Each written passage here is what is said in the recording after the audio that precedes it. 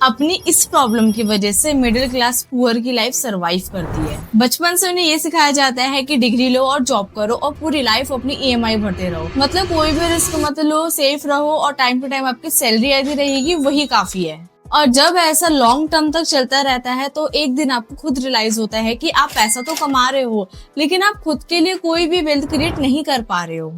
आपकी सैलरी रोजाना जरूरतों बिल्स में चली जाती है और फंड्स लाइफ को स्टेबल करने के चक्कर में कब खत्म हो जाती है पता ही नहीं चलता। और पता है सबसे डेंजरस बात क्या है, धीरे धीरे मिडिल क्लास लोगों को ये फाइनेंशियली स्ट्रगल नॉर्मल लगने लगता है और एक वक्त ऐसा आता है कि जब उसके सपने और डिमांड हो जाते हैं और उसको खुद की वेल्थ क्रिएट करने के लिए टाइम ही नहीं मिलता और वो खुद की वेल्थ क्रिएट करने के बारे में सोचता ही नहीं है। पर एक चीज जो मिडिल क्लास कभी नहीं भूलता वो है विदेशी कंपनी को अमीर बनाना। सुबह उठ के हम अपने व्हाट्सएप और इंस्टाग्राम को स्क्रॉल करते हैं जिसको पावर करती है एनवीडिया की चिप्स। ऑफिस में माइक्रोसॉफ्ट और गूगल के टूल यूज करते हैं और फिर शाम को अमेज़न से शॉपिंग कर लेते हैं। इस दिन भर के रूटीन में उसे कभी याद ही नहीं आता कि उसे खुद की वेल्थ भी क्रिएट करनी है। मिडिल क्लास अपना पूरा दिन इन ग्लोबल कंपनीज के बीच में कस्टमर बन के पूरा दिन गुजारता है पर कभी इन कंपनीज में इक्विटी लेकर ऑनर बनने की कोशिश नहीं करी। डिड यू नो कि अगर आप 1 लाख रुपए एनवीडिया में लगा देते आज से 10 साल पहले तो वो आज की वैल्यू में 3.3 करोड़ रुपए होते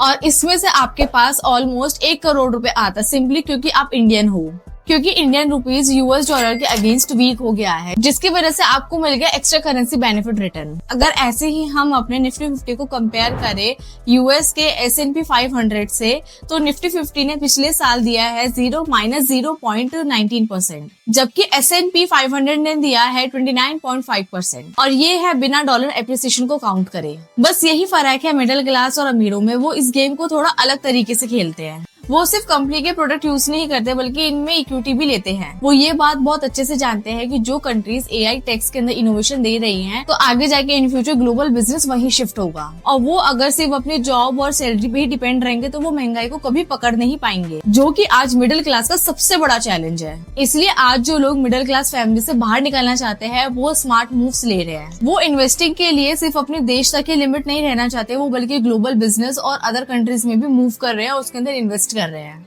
और स्पेशली यूएस स्टॉक्स में। पर सवाल ये है कि अगर ऑनरशिप पे रियल वेल्थ क्रिएट करती है तो इसके अंदर मिडिल क्लास जो है वो शुरू कहाँ से करे। शुरू में तो मुझे भी लगता था कि यूएस इन्वेस्टिंग बहुत कॉम्प्लिकेटेड होगी, पर जब मैंने आईएनडी मनी यूज करना शुरू किया तो उसके बाद मुझे पता चला कि इसका प्रोसेस काफी ज्यादा स्मूथ और सिंपल है। आईएनडी मनी पे अकाउंट ओपन करने के लिए आपको बहुत सिंपल स्टेप्स को फॉलो करना पड़ता है। सबसे पहले आपको अपना मोबाइल नंबर एंटर करना है, फिर पैन कार्ड नंबर के अलावा और कुछ बेसिक डिटेल्स डालनी होगी। जैसे ही आधार नंबर से आप अपना ऑनबोर्डिंग प्रोसेस को कंप्लीट करते हो तो आपकी इन्वेस्टिंग शुरू हो जाती है। And it is very important कि आईएनडी मनी पर कोई भी अकाउंट ओपनिंग चार्जेस नहीं है और ना ही कोई एएमसी चार्जेस है। और सबसे इम्पोर्टेंट चीज कि यहाँ पे इन्वेस्ट करने के लिए आपको लाखों रुपए की जरूरत नहीं है। फ्रैक्शनल इन्वेस्टिंग के जरिए आप किसी भी यूएस स्टॉक के अंदर छोटा सा हिस्सा बाय कर सकते हो। जैसे अभी मुझे टेस्ला का शेयर खरीदना है बट मेरे पास अभी लिमिटेड अमाउंट है तो मैं ये सिर्फ $2 इन्वेस्ट करके टेस्ला के शेयर्स बाय कर सकती हूँ। मतलब अगर किसी कंपनी का शेयर बहुत ज्यादा महंगा है तो आप उसके अंदर 100, 200 या 500 रुपए से इन्वेस्ट करके आप उस कंपनी की ग्रोथ का पार्ट बन सकते हो। इसके अलावा अगर आप इन्वेस्टिंग के लिए कोई इंडिविजुअल कंपनी चूज नहीं करना चाहते तो ग्लोबल ETF के जरिए आप एक ही इन्वेस्टमेंट में साउथ कोरिया, चाइना, यूरोप जैसे मल्टीपल ग्लोबल कंपनीज के अंदर इन्वेस्ट कर सकते हो। और ये अपॉर्चुनिटी सिर्फ टेक कंपनीज तक ही लिमिटेड नहीं है, आप इसके अंदर गोल्ड, सिल्वर, मेटल के ETF भी बाय कर सकते हो। बल्कि आप गोल्ड, मेटल, सिल्वर के थ्रू आप ETF कमोडिटीज का एक्सपोजर भी ले सकते हो। आपको आईएनडी मनी पे मेटल ETF के ऑप्शन पे जाना है, वहाँ पे आप गोल्ड, यूरेनियम और कॉपर जैसे कमोडिटीज के अंदर इन्वेस्ट कर सकते हो। सिर्फ इतना ही नहीं, अगर आप वेल डिसिप्लिन इन्वेस्टिंग करना चाहते हो तो आप यूएस स्टॉक के अंदर SIP भी सेटअप कर सकते हो ताकि हर मंथ आपकी ऑटोमेटिकली वहाँ पे इन्वेस्टिंग होती रहे। और ये आप SIP स्टार्ट कर सकते हो विद लो एज 500 रुपीज। जैसे मुझे इसके अंदर अपने 10,000 रुपए हर महीने यूएस स्टॉक के अंदर SIP करनी है।